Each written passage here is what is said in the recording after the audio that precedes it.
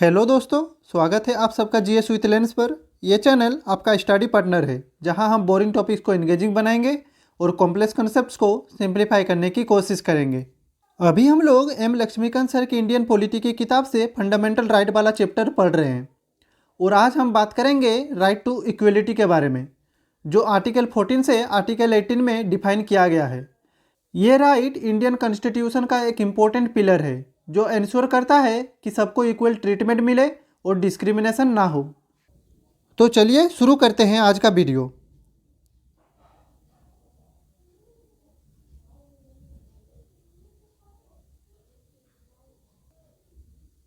तो article 14 says equality before law and equal protection of law. तो article 14 के दो मेजर कॉन्सेप्ट हैं। पहला है इक्वलिटी बिफोर लॉ और दूसरा है इक्वल प्रोटेक्शन ऑफ लॉ। तो चलिए देखते हैं इक्वलिटी बिफोर लॉ क्या होता है।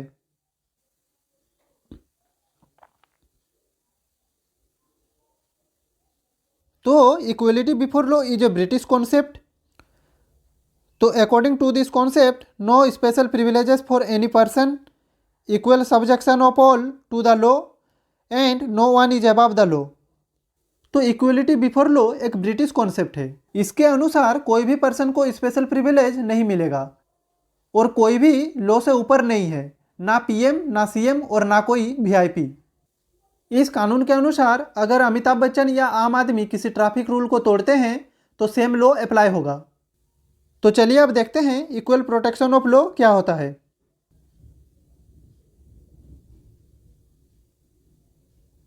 तो equal protection of law is an American concept and according to this, equal treatment under equal circumstances, same laws for similarly situated individuals and like should be treated alike. यानी कि equal protection of laws का मतलब है कि जो लोग एक जैसी सिचुएशन में हैं उनके साथ एक जैसा लॉ अप्लाई होगा। मतलब किसी के साथ अनफेयर ट्रीटमेंट नहीं होगा और जो एक जैसा है उसको एक जैसा ट्रीट किया जाएगा। तो चलिए इसका एक एग्जांपल लेते हैं। तो अगर राहुल और रोहन दोनों रेड लाइट क्रॉस करते हैं तो दोनों पर सेम फाइन लगेगा। किसी एक को छोड़ दिया और दूसरे को पनिश किया, ये गलत होगा। अगर एक और एग्जांपल ले तो अगर दो लोग सेम सैलरी कमा रहे हैं तो दोनों को सेम टैक्स रेट देना पड़ेगा। ऐसा नहीं हो सकता कि एक से ज़्यादा टैक्स ले और दूसरे को छोड़ दे बिना किसी वैलिड रीजन के। तो इक्वल प्रोटेक्शन ऑफ लॉज का मतलब एब्सोल्यूट इक्वलिटी नहीं, बल्कि फेयरनेस और जस्टिस इंश्योर करना है। जो एक जैसा है उसको एक जैसा ट्रीट किया जाएगा। तो चलिए जाते हैं हमारे नेक्स्ट पॉइंट पे। तो अब हम बात करेंगे एक्सेप्शंस टू इक्वलिटी। तो हमारे कॉन्स्टिट्यूशन में इक्वलिटी के कुछ एक्सेप्शंस दिए गए हैं। जैसे article 361 gives immunity to the president and governor. तो आर्टिकल 361 के तहत प्रेसिडेंट और गवर्नर को कुछ लीगल इम्यूनिटी दी गई है। जैसे प्रेसिडेंट ऑफ इंडिया के अगेंस्ट जब तक वो पोस्ट पे है क्रिमिनल केस फाइल नहीं हो सकता। अब आता है आर्टिकल 105 एंड आर्टिकल 194। तो it gives immunities to the members of parliament and state legislature. यानी इस आर्टिकल्स के तहत एमपी और एमएलए के कुछ स्पेशल प्रिविलेजेस होते हैं। जैसे एमपी को पार्लियामेंट के भीतर दिए गए किसी भी बयान या भाषण के लिए अदालत में घसीटा नहीं जा सकता। और बिल्कुल ऐसे ही आर्टिकल 194 के तहत विधायक यानी एमएलए विधानसभा में जो कुछ भी कहते हैं उसके लिए उन पर कोई केस नहीं हो सकता। अब आता है आर्टिकल 31C। तो laws implementing DPSP in article 39B and C can not be challenged under article 14। यानी कि अगर कोई लॉ डीपीएसपी के आर्टिकल 39 सब क्लोज B एंड सब क्लोज C को इम्प्लीमेंट करता है तो उसको आर्टिकल 14 के बेसिस पे चैलेंज नहीं किया जा सकता। जैसे हमारे देश में बहुत सारे राज्यों में जमींदारी एबोलिशन एक्ट्स आए थे जो लैंड डिस्ट्रीब्यूशन करने के लिए बने थे। ये आर्टिकल 39 सब क्लोज B को प्रमोट करते हैं। अगर कोई व्यक्ति इन लॉज को आर्टिकल 14 के बेसिस पर चैलेंज करे तो आर्टिकल 31 सब क्लोज C के अंडर ये चैलेंज फेल हो सकता है। अगर आप लोगों को ये वीडियोज हेल्पफुल लग रहा है तो प्लीज़ एक लाइक और एक कमेंट किया कीजिए। Believe me, it matters a lot. ये मुझे बहुत ज़्यादा प्रोत्साहित करता है। तो चलिए चलते हैं हमारे नेक्स्ट स्लाइड पे। तो इस स्लाइड में हम बात करेंगे आर्टिकल 15 के बारे में। जो कहता है prohibition of discrimination on certain grounds. तो चलिए शुरू करते हैं।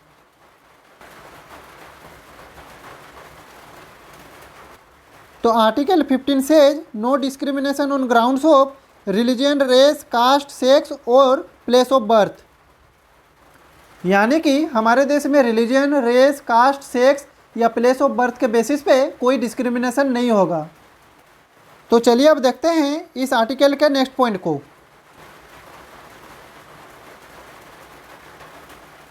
तो article 15 states special provisions for women and children, socially and educationally backward classes and schedule caste and schedule tribes. यानी कि गवर्नमेंट कुछ स्पेशल प्रोविजंस बना सकती है, जैसे वुमेन और चिल्ड्रन के लिए स्पेशल राइट, SC, ST और OBC के लिए स्पेशल रिजर्वेशन और एजुकेशनली और सोशली बैकवर्ड क्लासेज के लिए स्पेशल फैसिलिटीज। जैसे गवर्नमेंट कॉलेज में SC और ST स्टूडेंट के लिए रिजर्वेशन होता है, जो उनका अपलिफ्टमेंट इंश्योर करता है। तो चलिए अब चलते हैं इसके नेक्स्ट पॉइंट पे।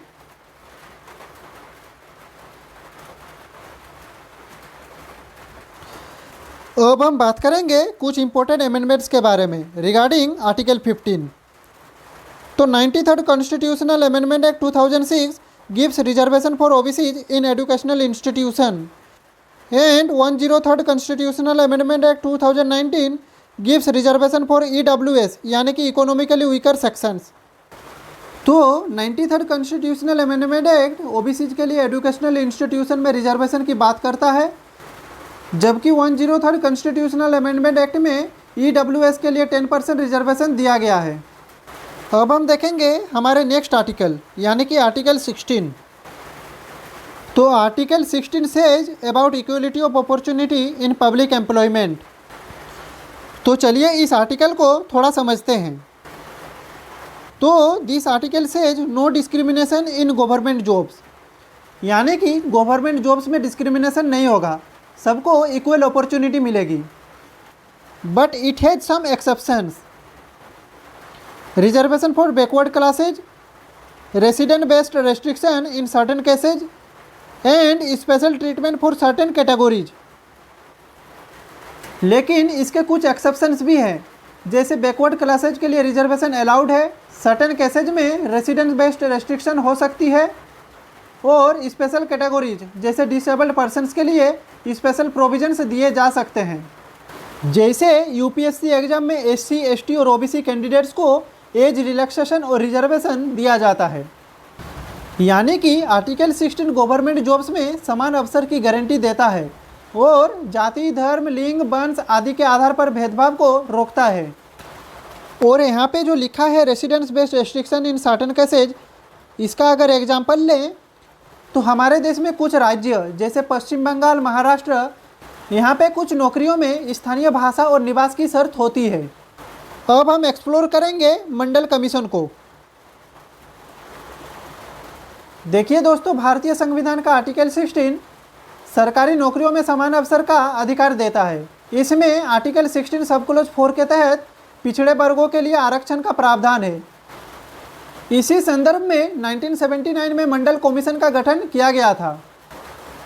तो चलिए इस कमीशन के हर एक इम्पोर्टेंट पॉइंट्स को देखते हैं।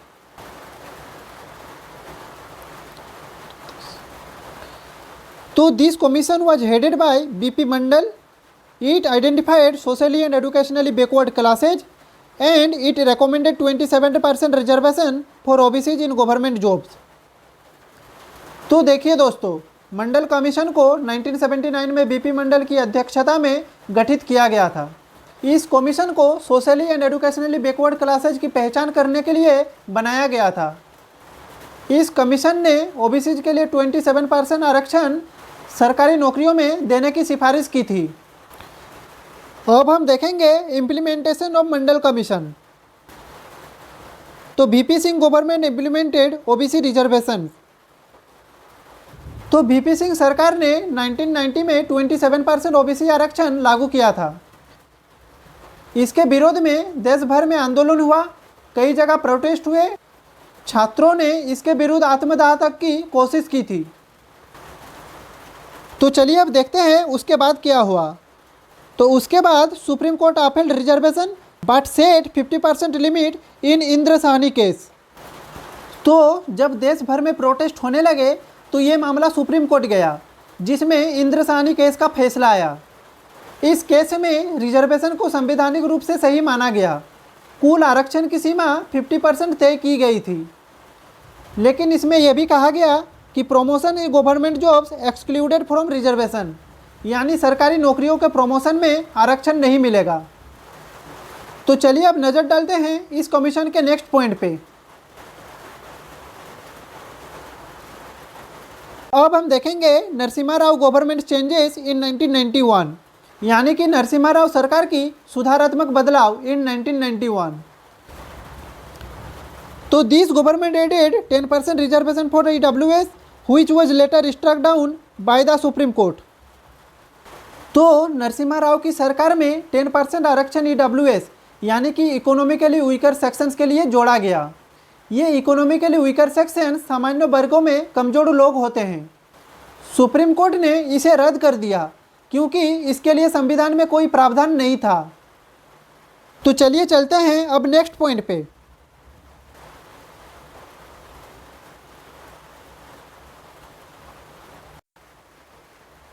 तो अब हम बात करेंगे की प्रोविजंस यानी कि मुख्य प्रावधान ऑफ दिस कमीशन।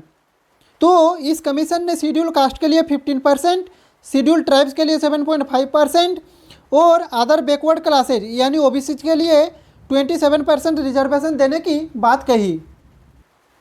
तो देखिए दोस्तों, मंडल कमीशन ओबीसी के सुधार और रिजर्वेशन पॉलिसी में एक महत्वपूर्ण कदम था, लेकिन इसके कारण देश भर में भारी विरोध और चर्चाएं भी हुई कि आरक्षण जाति आधारित होना चाहिए या आर्थिक स्थिति आधारित। अब हम देखेंगे 103 कॉन्स्टिट्यूशनल अमेंडमेंट एक्ट को।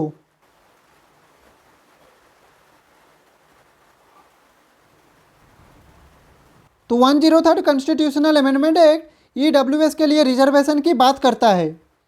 It gives 10% reservation for economically weaker section in jobs and education and it introduce new article such as article 15 clause 6 and article 16 clause 6। यानी कि 103 कॉन्स्टिट्यूशनल अमेंडमेंट एक्ट ने 10% आरक्षण EWS के लिए नौकरियों और शिक्षा में दिया। और इस अमेंडमेंट एक्ट में नए article such as article 15 clause 6 और आर्टिकल 16 क्लोज 6 जोड़े गए। आर्टिकल 15 क्लोज 6 शिक्षा में आरक्षण की बात करता है, जबकि आर्टिकल 16 क्लोज 6 सरकारी नौकरियों में आरक्षण की बात करता है। तो चलिए चलते हैं अब नेक्स्ट पॉइंट पे।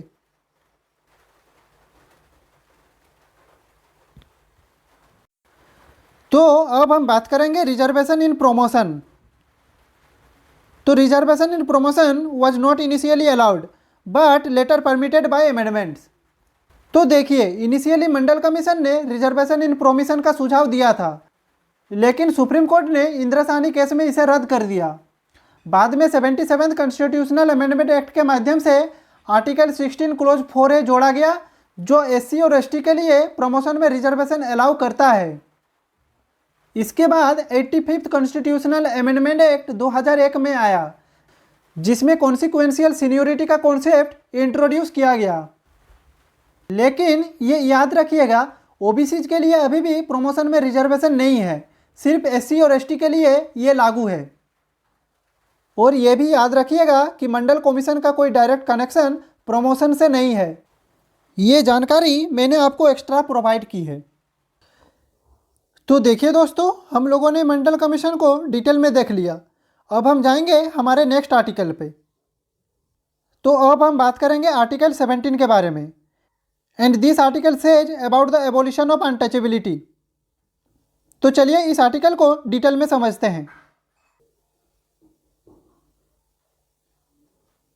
तो article 17 abolishes untouchability in all forms. It is punishable by law under the Protection of Civil Rights Act 1955 and SC or ST Prevention of Atrocities Act 1989. This act strengthened legal protection for SC and ST. यानी कि इस article से अछूतता यानी कि छुआछूत को खत्म कर दिया गया।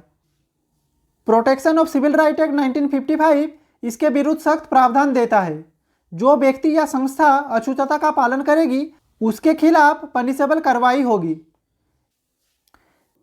SC और ST prevention of atrocities act 1989 में SC और ST के विरुद्ध अत्याचारों को रोकने के लिए सख्त कानून बनाया गया। इसमें 20 से अधिक अपराधों को चिन्हित किया गया है, जैसे कि भेदभाव करना और गैरकानूनी रूप से छेड़छाड़ करना, जमीन और सम्मान पर अन्यायपूर्वक अधिकार जताना, दलितों के विरुद्ध हिंसा या दुष्प्रचार करना और भी बहुत सारे। तो चलिए चलते हैं अब हमारे नेक्स्ट आर्टिकल पे। तो इस स्लाइड में हम बात करेंगे आर्टिकल 18 के बारे में। And article 18 is about abolition of titles. This article prohibits the state from conferring any titles except military and academic distinctions and awards like Bharat Ratna Padma awards are not considered titles. यानी कि article 18 Bharat में अनावश्यक उपाधि यानी कि टाइटल्स देने की प्रथा खत्म करता है, जो समानता यानी कि इक्वलिटी को बनाए रखने के लिए जरूरी है। भारत सरकार किसी भी व्यक्ति को सर, राजा, महाराजा जैसे खिताब नहीं दे सकती। इस आर्टिकल में यह भी कहा गया है कोई भी भारतीय किसी भी विदेशी देश से कोई टाइटल एक्सेप्ट नहीं कर सकता बिना सरकार की अनुमति के। लेकिन भारत रत्न पद्म अवार्ड्स जैसे सम्मान अलाउड है, क्योंकि ये मिलिट्री या सिविल सेवा के लिए दिए जाते हैं, लेकिन ये टाइटल नहीं होते। अगर इसे हम एक एग्जाम्पल से समझने की कोशिश करें तो हम एपीजे अब्दुल कलाम जी को डॉक्टर एपीजे कलाम कह सकते हैं, क्योंकि डॉक्टर उनकी एजुकेशनल क्वालिफिकेशन है। लेकिन वो कोई भी व्यक्ति हो, जैसे सचिन तेंदुलकर जी को भारत रत्न मिला है, लेकिन वो कल अपने नाम के आगे सर सचिन नहीं लगा सकते। इन शॉर्ट आर्टिकल 18 समानता बनाए रखने और टाइटल्स के माध्यम से डिस्क्रिमिनेशन रोकने के लिए बनाया गया है। तो आज मैंने राइट टू इक्वलिटी के हर एक आर्टिकल को आपको समझाने की कोशिश की है। और आज के वीडियो में हमने ये देखा कि राइट टू इक्वलिटी एक फंडामेंटल राइट है जो सोशल जस्टिस और फेयरनेस को एंश्योर करता है। इसका पर्पज़ यह है कि सबको इक्वल ट्रीटमेंट मिले और किसी के साथ डिस्क्रिमिनेशन ना हो, लेकिन सोशल अपलिफ्टमेंट के लिए कुछ रिजर्वेशन और एक्सेप्शन भी दिए गए हैं। तो आज का वीडियो यहीं पे ख़त्म होता है। मिलते हैं अगले वीडियो में, जिसमें हम बात करेंगे राइट टू फ्रीडम के बारे में। Thank you for watching. जय हिंद, वंदे मातरम।